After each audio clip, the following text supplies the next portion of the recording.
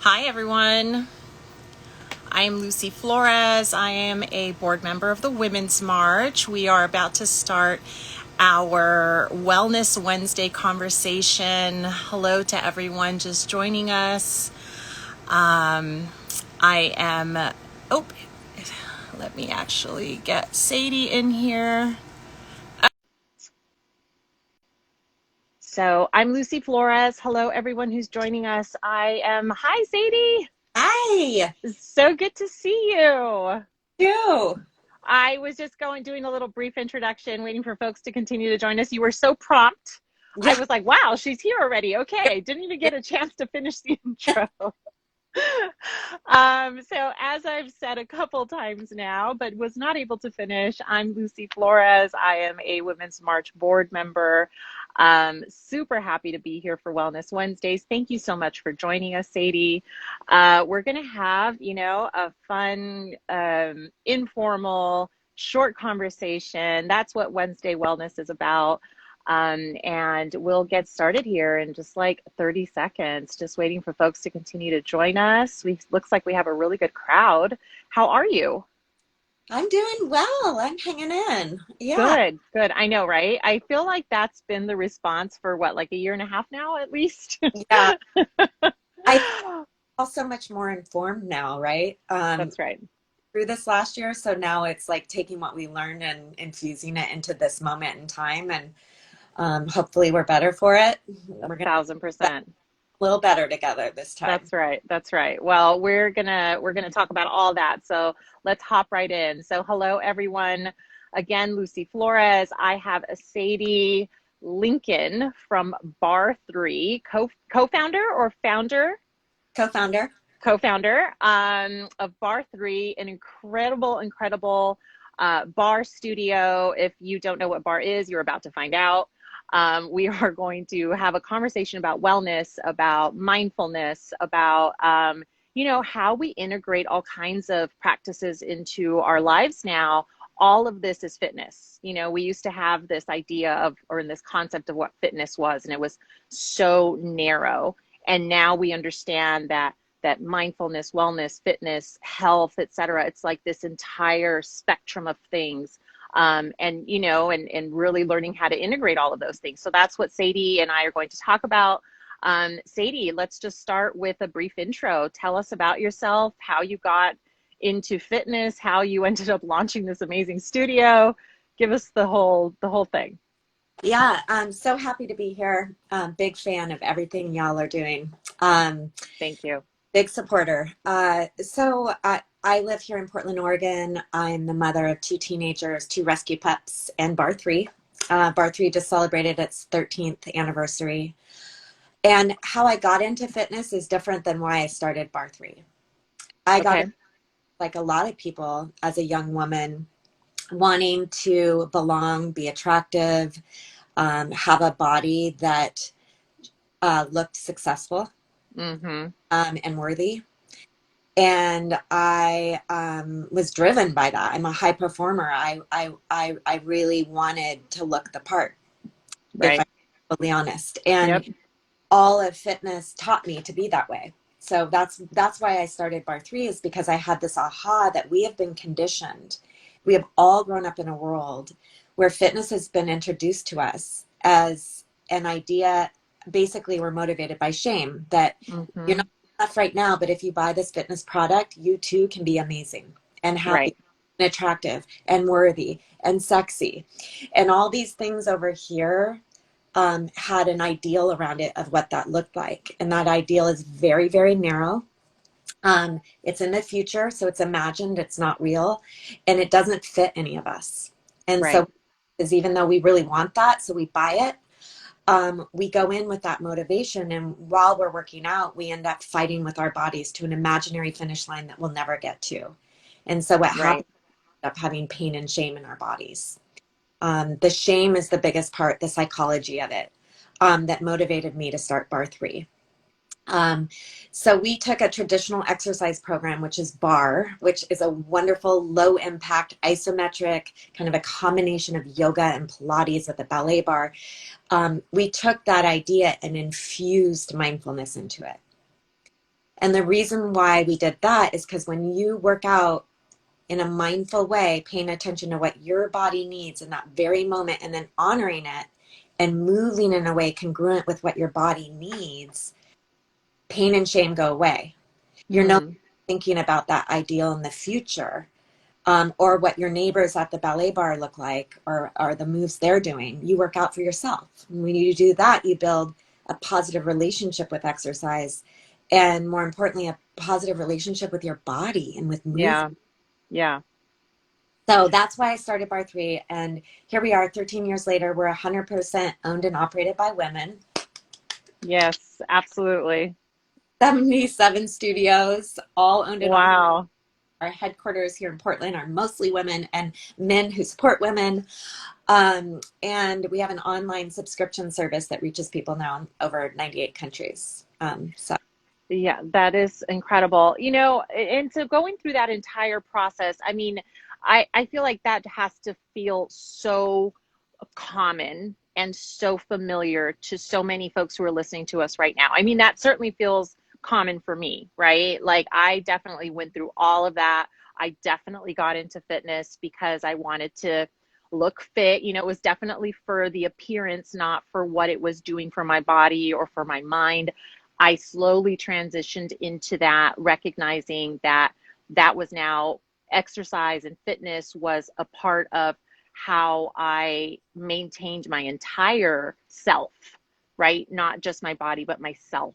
yeah, And but it took a really long time to get there, you know. And I'll say, excuse me, even recently, I'm into spin. I love spin. Everybody knows that about me. I am you know, like a fanatic. And I was in Mexico for about 7 months during the pandemic. I lost my father last year and, you know, needed to just again like recenter. Spin was a part of that, a major part of that. I ended up teaching and we did some photos. And I remember looking at these photos and thinking, no one's going to come to my class. I don't look like a fitness instructor. And mhm, then immediately had to like stop myself and say, I can outspin like the vast majority of the population, right? I am not only fit, but I am strong. And I had to go through all of these, you know, self-affirmations just to feel yeah. like I was worthy, you I, know. So how do you incorporate that mindset into the way in which you know, have developed a bar or even just how you approach fitness in general? great share. Thank you for sharing that, because that's a universal truth. So the first thing you can do to combat that kind of shame game or imposter syndrome is to realize and affirm that we all feel that way. Founders of fitness companies feel that way, because we've been taught that fitness looks like something else. And so it's what other people do, it's not what we do. I'm not a picture of fitness. Why am I fitness? When in truth, fitness is about moving your body. It's not about anybody else. And so it's just, I think just having that affirmation that, oh, right, that's that story that's imagined that I'm supposed to look a certain way to be fit in order to get fit. Um, Right. we've all been taught and we're smarter than that. And it's our job to practice unlearning that conditioning. I want to bring something up because I'm seeing some comments Yeah. come about Afghanistan. And, you know, why aren't we talking about that right now? And I want to bring up something really important. Us women who like to take care of things, right? We are all sitting in a moment in history where there is struggle all around us. There is struggle globally, in our communities, in our own homes, and inside our bodies. We're struggling. And I Yeah. think it's important to say that out loud. There is a mindset that happens to us when we struggle is that I need to not take time for myself right now. I need to go out and help the world. And that's all I should be talking about. That's all I should be doing because there are so many things out here that are out of my control. I need to help, right? Right. Um, and then that can be overwhelming because it's insurmountable. There's so many things, you know, to do. I want to underline in all caps and all bold. The most important thing we can do so we can do that stuff is take care of ourselves, to pour into ourselves Right. in a loving, compassionate way. You know, I really believe when you exercise and you move in a way that's infused with compassion and love for yourself in that moment, then you can stand up taller to chaos, um, Right. to injustice, um, to having your own teen suffer from anxiety and loneliness like you've never seen before in quarantine. Like, these are real things we're all experiencing. And I think now more than ever, taking the time to infuse mindfulness into your fitness practice, so that we can address all those really big, real issues is just hugely important. So I hear you comments. And I thought that would be my response to that. And, I am so glad that you said that. Perfectly said. This is exactly why we have Wellness Wednesdays and why we have to constantly remind ourselves, as whether you consider yourself an activist, whether you consider yourself an engaged community member, whatever identity you align with, we so often, because it is almost in our DNA, end up spending ourselves entirely. And I think it is fairly connected, where making ourselves feel good almost is, it feels guilty. You feel, it's like, because you're making yourself feel better, you're actually making yourself feel worse at the same time, right? It's like this paradox that we're constantly dealing with. And that's entirely what I believe, fitness and fitness communities. We have someone who commented that their bar community is what keeps them strong. And it's not so much about that yes, it's the exercise it's that common factor, but it's the people, Yes. right? Like, We're, the community is people. we're in an And individualist society, where we are taught that we're supposed to do it on our own. And the truth is, we heal in community. right. And if you can get yourself around people safely, mask up, do your thing, push yourself out of the house. I think we all learn this. Move in community. There's a wonderful book called The Joy of Movement, about the neuroscience of when we move in community in sync to music, it builds trust Mm-hmm. and compassion. And I think, that it's a really good point. It's super important to remember that community is just as much a part of our well-being as, doing yoga and Barre and whatever else you do. Yeah, 1,000%. Hmm. I love someone that just said self-care is not selfish. That's exactly right. That self-care is not selfish. In fact, it's very, very necessary. But since we're talking about community, that actually is a really amazing segue into accessibility, because that's definitely something that I also, again, trying to get out of this guilty mindset that we do to ourselves so often. I try to remind myself of my privilege, and recognize that privilege, and recognize that if I'm paying for access to, these very expensive, like, let's be honest about it, at least where I do spin is very expensive. And I start to think, gosh, like, so many people can't afford this, and how lucky am I, and how privileged am I to even be here and be able to do this.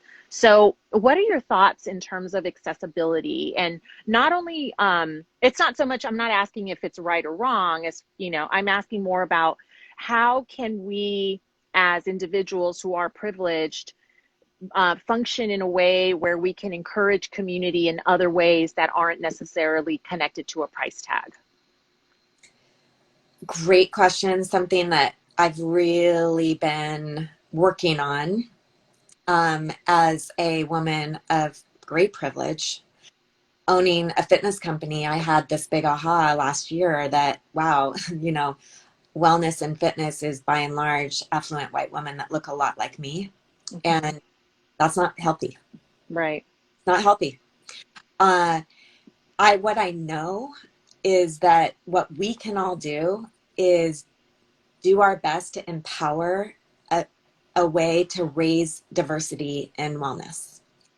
Because what we know about building a healthy relationship with your body and fitness is that if you relate to your teacher or the brand that you are buying products from, if you have a core value relationship with them that's aligned, and also you see people that feel like your people, You're much more likely to do fitness and Right. wellness because it's Right.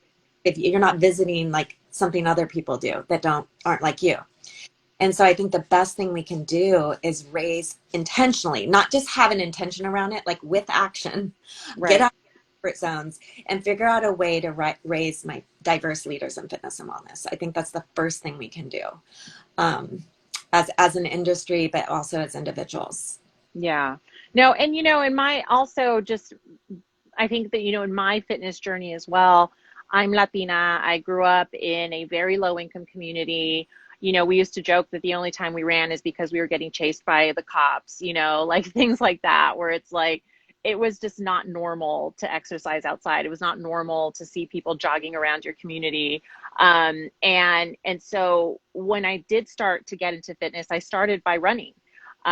It seemed to me like it was the simplest thing to do, and I unfortunately was also in a low income high school. Sports were getting cut. I didn't end up getting into sports. So, I was very much as a woman of color, very much shut out of fitness, if you will, right?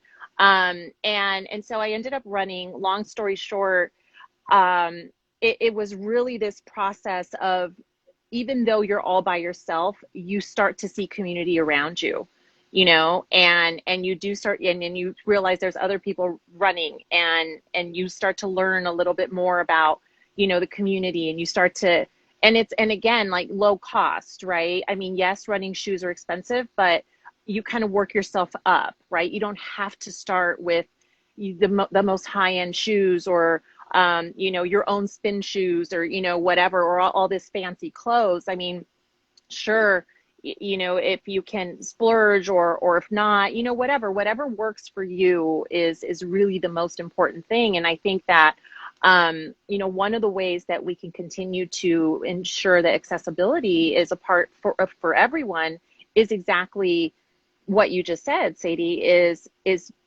really just the presence, right? Like our presence, and showing others, like, wait, look, I look like you. I'm doing this. I started all these different ways. And frankly, during the pandemic, I went back to my roots, right? I started working out socially distanced with two of my friends in the park. We would wave to each other from 8 feet away, and we would do a YouTube, workout that I wrote down on a paper, and we would literally, like, just work out in the middle of the park, because that's all we could do.